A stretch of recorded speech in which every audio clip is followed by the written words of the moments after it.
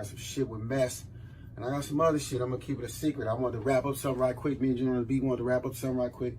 Throw it on there so y'all have some shit to slap for the summer. You feel me? But I'm gonna give y'all a dose of this shit right now. What that shit sound like?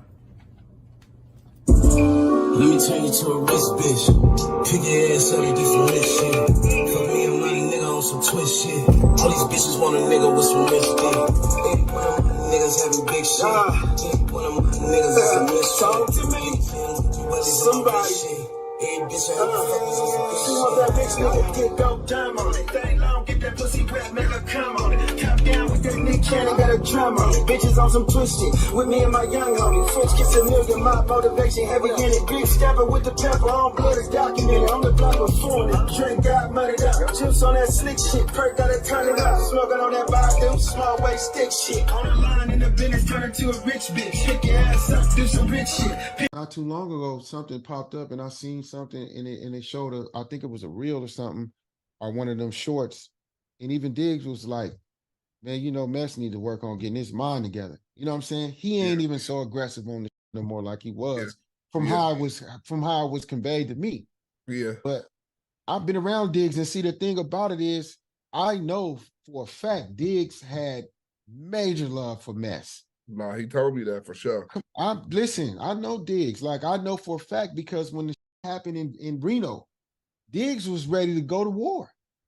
I was in Vegas with Diggs at I think we was at Field video shoot with Cookie, and I was just talking to Diggs and I was trying to explain to him that was some blood shit and it didn't have nothing to do with the Bay. And Diggs was like, man, fuck that. Mess from the Bay. Niggas ain't got no business putting their hands on him like that. So I can understand from that perspective, and this is something that he said to me, is that, you know, Mess is a pillar from the Bay. A lot of the niggas that's bashing him, you know, they had a relationship with him at one point in time.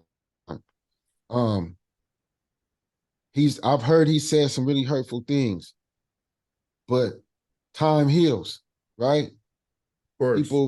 People could go on with their life, and you know, I don't think he done nothing for nobody to want to bust his head or no shit like that. You know what I'm saying? Yeah. He get his mind right. He come home. He don't even got to put out another album. He gonna sell out more shows. He gonna sell out shows more than a lot of the cats that's got bad shit to say about him. You know what I'm saying? Like, Mess really got fans. Like, a lot of fans. Hardcore. Like, I'm moving around. Like, I'm in the Midwest. So I'm moving. You know what I'm saying? That's crazy. I be seeing them in the comments. They be like, man, that's a Detroit sound. So look. They be like, that's a Detroit sound. But if you ask me, that's like a Messy Marv sound to me.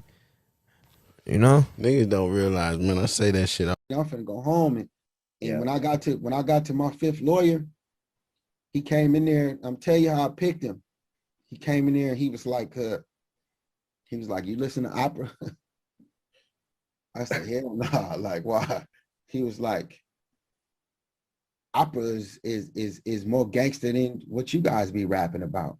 Mm-hmm. And I sat back and I said, that's why opera music always be in those movies with Gotti and John Gotti and Al Capone and Fred, all them guys. They was always at the opera because the opera singers would be singing about they was out there actually doing. Right. You get what I'm saying? And so my lawyer was like, he said, you think if you sang opera that the prosecutor would be trying to flaunt your music around to the in front of the jury?